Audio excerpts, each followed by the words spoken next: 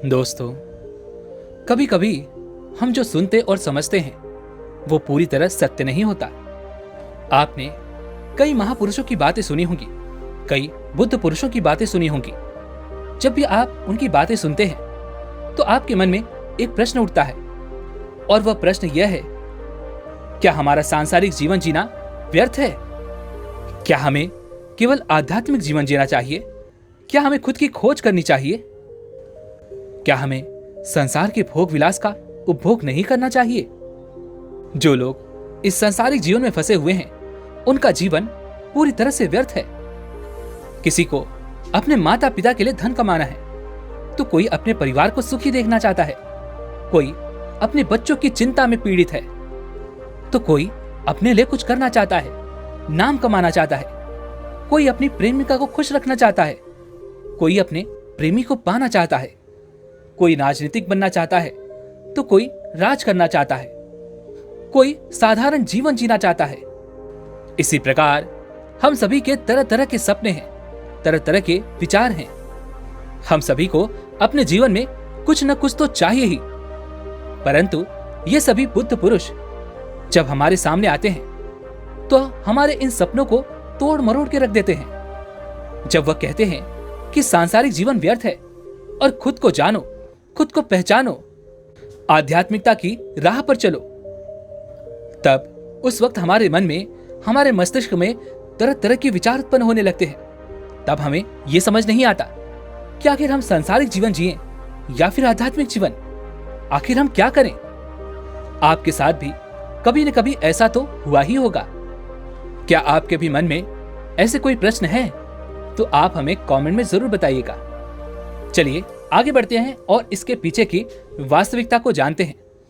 वास्तविकता तो यही है कि आप उन बुद्ध पुरुषों की बातों को अच्छी तरह से समझ ही नहीं पा रहे, क्योंकि वो कहना कुछ और चाहते हैं और आप उनकी बातों का मतलब कुछ और ही निकाल रहे हैं। आप उनकी बातों से कुछ और ही समझ रहे हैं। महात्मा बुद्ध खुद ही कहते थे कि उन्हें दरिद्रता पसंद नहीं है।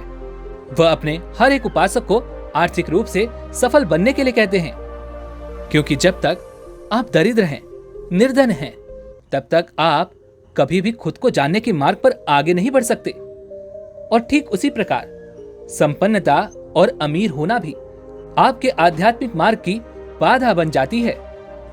कई महापुरुषों ने, कई बुद्ध पुरुषों ने अपनी बातें बहुत ही सीधी और सरल भाषा में कही है, लेकिन हम सभी उन बातों का अर्थ कुछ और ही निकाल बैठते हैं। हम सभी उनकी बातों को समझ नहीं पाते, क्योंकि उनकी बातें रोजमर्रा की जिंदगी से बिल्कुल अलग होती है।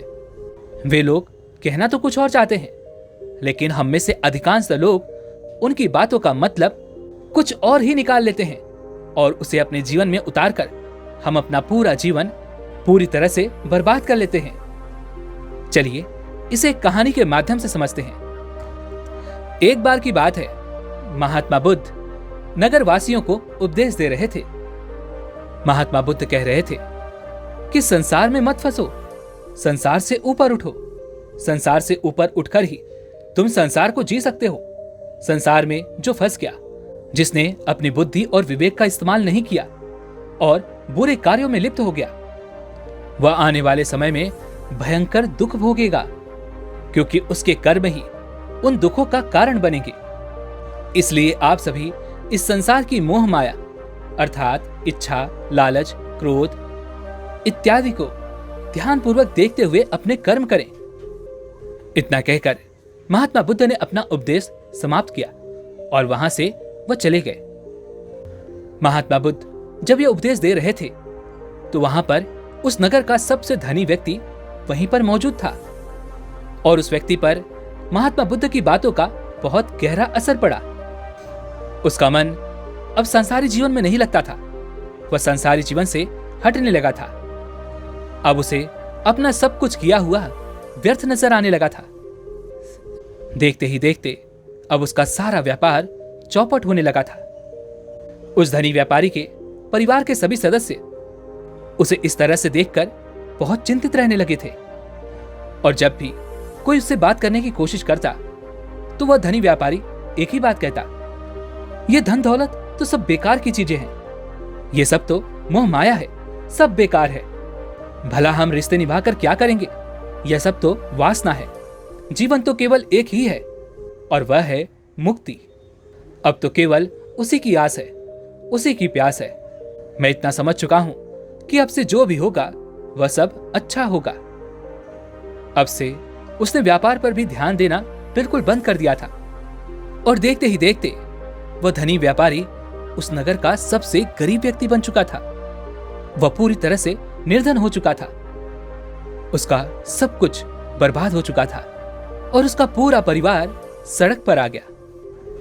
एक दिन जब उसके घर में खाने के लिए कुछ नहीं बचा तो उसने अपने आप से कहा, यह मैंने क्या कर दिया? सब कुछ तो बहुत अच्छा चल रहा था, लेकिन मैंने अपने हाथों ही सब कुछ बर्बाद कर दिया। आज मेरे परिवार का हर एक सदस्य भूखा है, उनके पास खाने के लिए कुछ नहीं और मैं उनके लिए कुछ नहीं कर पा रहा।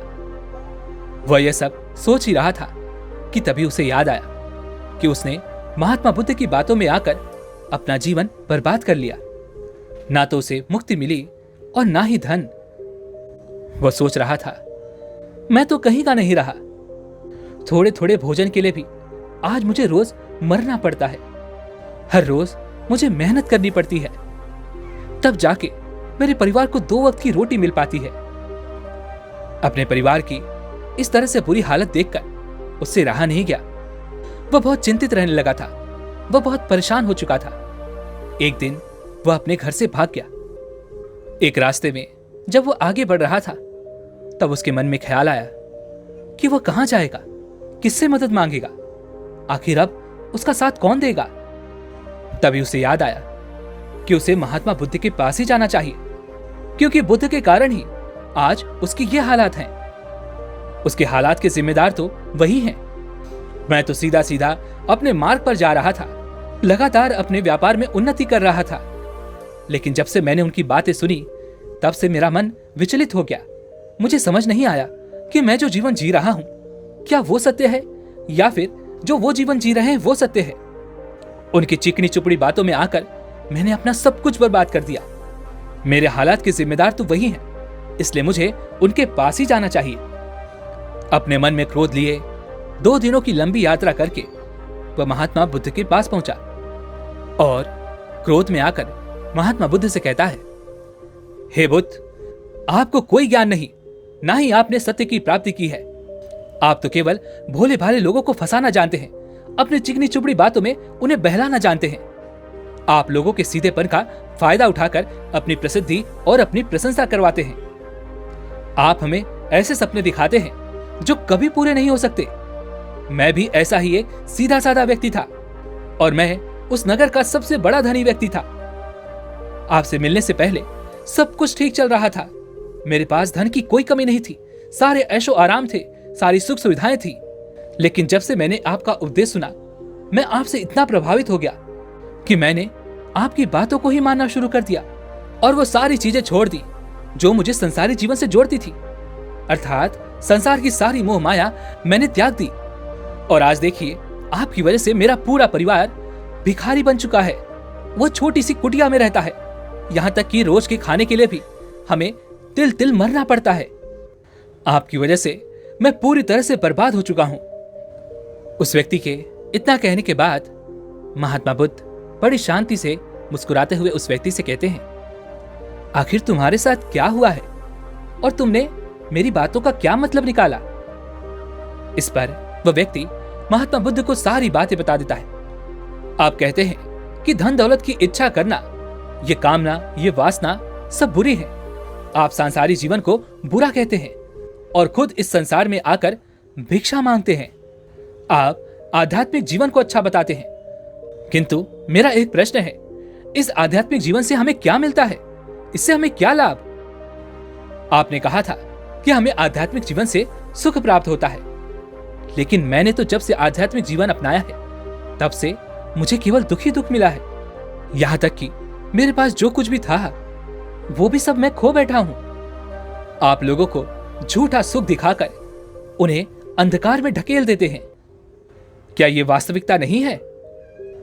इस पर महात्मा बुद्ध मुस्कुराते हुए उस व्यक्ति से कहते हैं, भंते, तुम बहुत दूर से आए हो अभी तुम विश्राम करो, रात को आकर मैं तुम्हें तुम्हारे सभी प्रश्नों का जवाब दे दूंगा।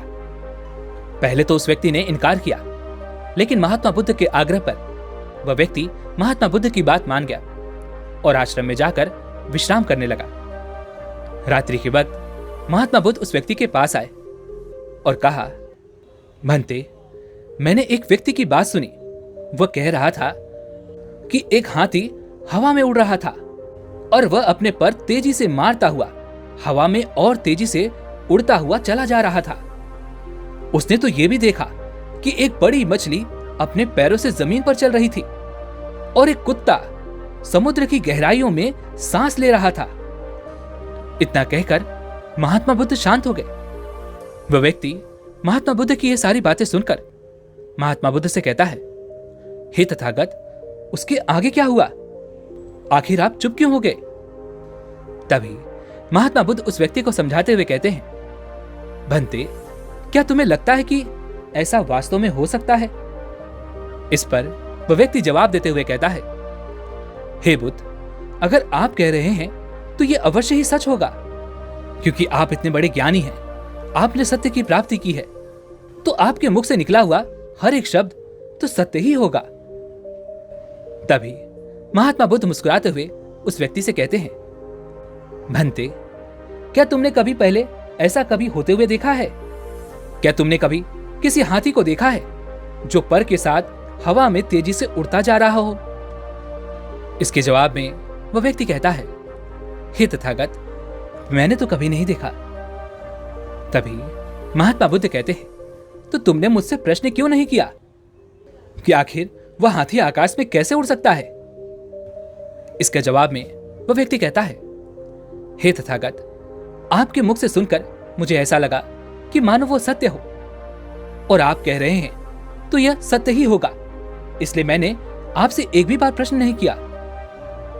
तभी महात्मा बुद्ध उस व्यक्ति को समझाते हुए कहते हैं, भंते, कभी किसी की बातों पर मत जाना, बल्कि खुद विचार करो, स्वयं सोचो कि उस बात में कितनी सच्चाई है। वह जो व्यक्ति कह रहा है, क्या वह सच है? आखिर वह कहना क्या चाहता है? हो सकता है कि वह कुछ और कहना चाहता हो और तुम उसका अर्थ कुछ और ही निकाल रहे हो। कम से कम तुम्हें एक बार प्रश्न करके यह समझना तो चाहिए कि आखिर वह कहना क्या चाहता है। अगर तुम मुझसे पूछते कि आखिर वह हाथी हवा में कैसे उड़ सकता है, तो इसका जवाब मैं तुम्हें अवश्य देता। मैं तुम्हें ऐसा बताता कि एक छोटा सा बच्चा अपने खिलौनों के साथ खेल रहा है, वह हाथी को हवा में उड़ा रहा है और कुत्ते को पानी में डुबा रहा है, और रही बात मछली की, तो वह उसे जमीन पर चला रहा है। क्या ऐसा संभव नहीं हो सकता? इसके जवाब में वह व्यक्ति कहता है, हाँ, बिल्कुल ऐसा हो सकता है। आगे महात्मा बुद्ध उस व्यक्ति को कहते हैं, इसी प्रकार मैं कभी किसी को निर्धन या दरिद्र होने के लिए नहीं कहता। निर्धनता या दरिद्रता तुम्हारे विकास में बाधक बन जाती है, जिससे तुम और कुछ नहीं सोच पाते, ना ही कुछ समझ पाते हो। इन भिक्षु संघ को देखो, जब इन्हें भोजन की आवश्यकता होती है तो यह भिक्षा मांगने के लिए निकल पड़ते हैं, लेकिन यह भिक्षा कहां से आती है?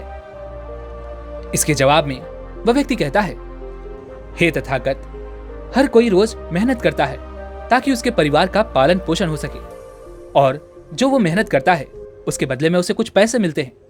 उन पैसों से वह भोजन खरीदता है, और वही भोजन वह आपको भी सौंपता है, और वहीं से भिक्षा आती है। तभी महात्मा बुद्ध उस व्यक्ति से एक और प्रश्न करते हैं, भंते, यह बात तो सत्य है, लेकिन तुम क्या मुझे यह बता सकते हो कि आखिर यह धन कहां से आता है? इसका जवाब देते हुए वह व्यक्ति कहता है, हे तथागत, धन तो सभी लोग अर्जित करते हैं, सभी कमाते हैं। तभी महात्मा बुद्ध उस व्यक्ति को समझाते हुए कहते हैं, ठीक इसी प्रकार दुनिया में यदि हर कोई भिक्षा मांगने लग जाए तो आखिर भोजन कहां से आएगा? अनाज कौन उगाएगा? व्यापार कौन करेगा? और लोगों की रक्षा के लिए धन कहां से इकट्ठा होगा? लोगों की जरूरतें कैसे पूरी होगी? यह सुनकर वह व्यक्ति थोड़ा सा अचरज में पड़ गया और महात्मा बुद्ध से कहता है, किंतु हे तथागत, आप ही तो कहते हैं कि मनुष्य की इच्छा, कामना और वासना, लालच और क्रोध, ये सभी मनुष्य के विकार हैं और हमें इनसे दूर रहना चाहिए, तभी वह आत्मज्ञानी कहलाता है। तभी महात्मा बुद्ध कहते हैं, भंते, मैं तो अभी भी यही कह रहा हूं कि मनुष्य को इन सब चीजों से दूर रहना चाहिए। इस पर वह व्यक्ति महात्मा बुद्ध की बात काटते हुए कहता है, हे तथागत, पर दुनिया तो इसी पर चल रही है। इसके बिना भला यह संसार कैसे चल सकता है? हर किसी को पैसों की जरूरत है। बिना पैसों के वह अपने परिवार को नहीं चला सकता, वह अपने परिवार का पालन पोषण नहीं कर सकता, वह अपने परिवार के लिए भोजन नहीं ला सकता, और यदि वह पैसे नहीं कमाएगा तो वह भूखा मर जाएगा। तभी महात्मा बुद्ध कहते हैं, भंते, यह संसार इन चीजों से नहीं चल रहा, इन चीजों से बिगड़ रहा है। इस पर वह व्यक्ति कहता है, हे तथागत, आखिर आप क्या कहना चाहते हैं? मैं आपकी बात समझ नहीं पा रहा। संसार में इच्छा, कामना, वासना और क्रोध ही तो है, और जब हम इनका त्याग कर देते हैं तब हम आध्यात्म के मार्ग की ओर आगे बढ़ते हैं, अर्थात मुक्ति के मार्ग पर, यानी कि हम सन्यासी के मार्ग पर चलते हैं। इस पर महात्मा बुद्ध जवाब देते हुए कहते हैं, भंते, तुमने जो कुछ कहा वह भी एक बहुत बड़ा सत्य है। इच्छा, कामना, वासना और क्रोध, ऐसी ही बुरी भावनाओं को छोड़ देने से हम संसार छोड़कर सन्यासी हो जाते हैं, और इन्हीं सभी चीजों को छोड़कर भी हम संसार में जी सकते हैं, धन कमा सकते हैं, मान, पद, प्रतिष्ठा और सम्मान कमा सकते हैं, क्योंकि हम सब अपना कर्म ही तो कर रहे हैं। एक किसान खेती करता है, पर वह अपनी खेती बिना बुरी भावनाओं के भी कर सकता है।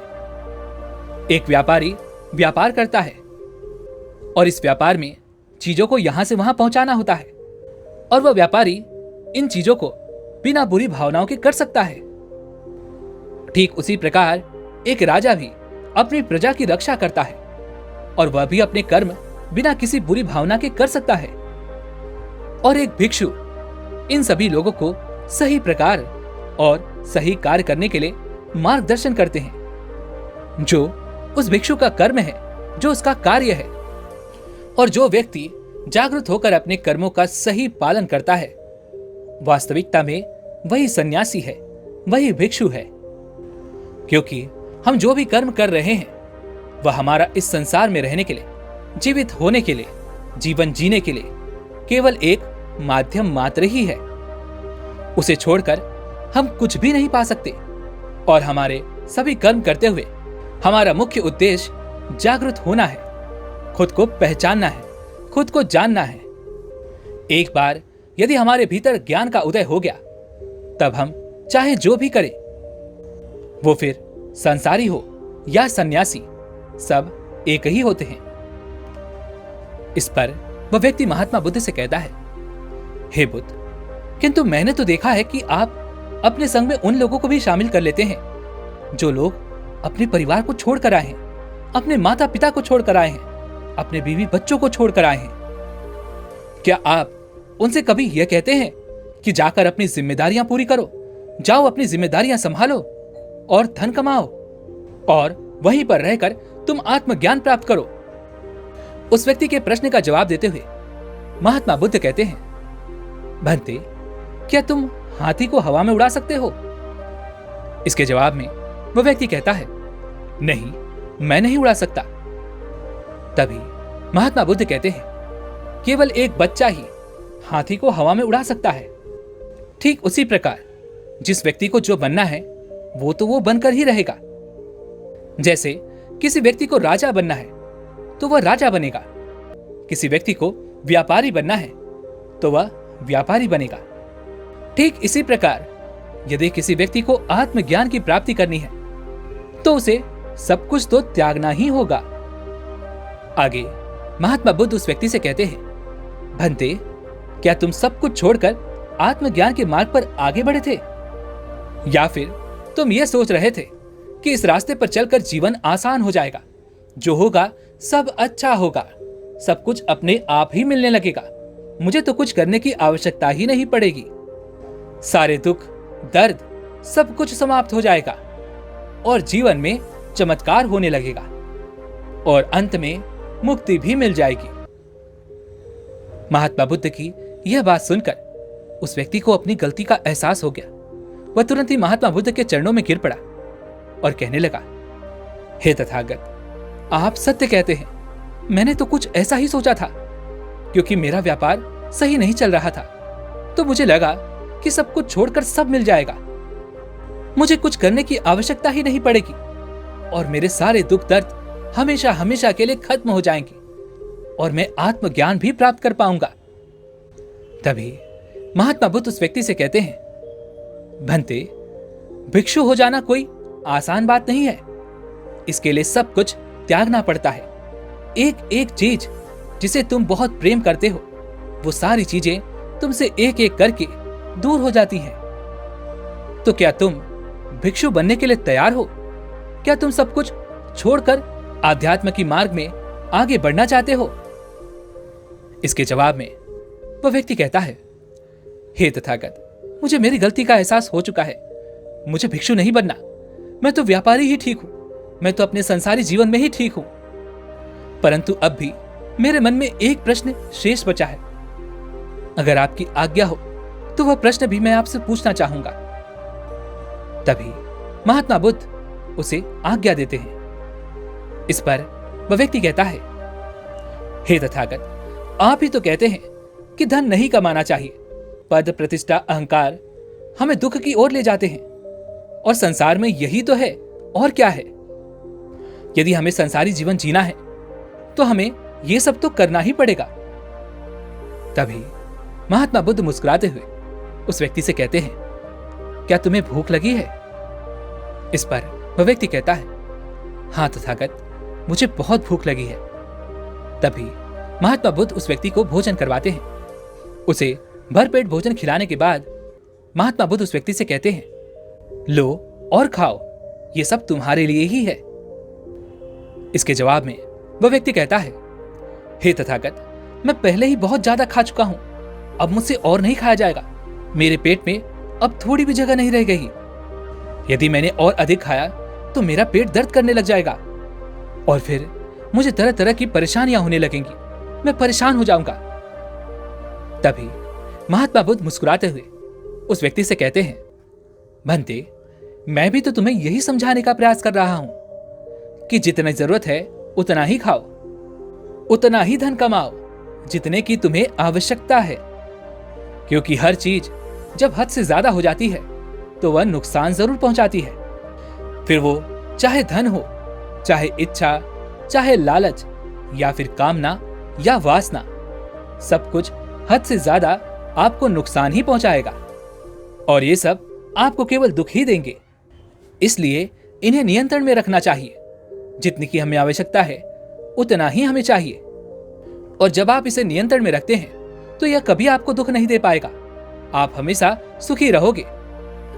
आगे महात्मा बुद्ध उस व्यक्ति से कहते हैं, भंते, धन कमाना आवश्यक है क्योंकि धन की कमी नहीं होनी चाहिए, भोजन की कमी नहीं होनी चाहिए, किसी भी कार्य को करने के लिए मन में इच्छा की कमी नहीं होनी चाहिए।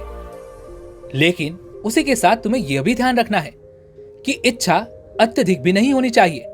और मैं तुम्हें यही समझाने का प्रयास कर रहा हूं, मैं तुम्हें यही ज्ञान देने का प्रयास कर रहा हूं कि मध्य में रहो, ना कम न ज्यादा।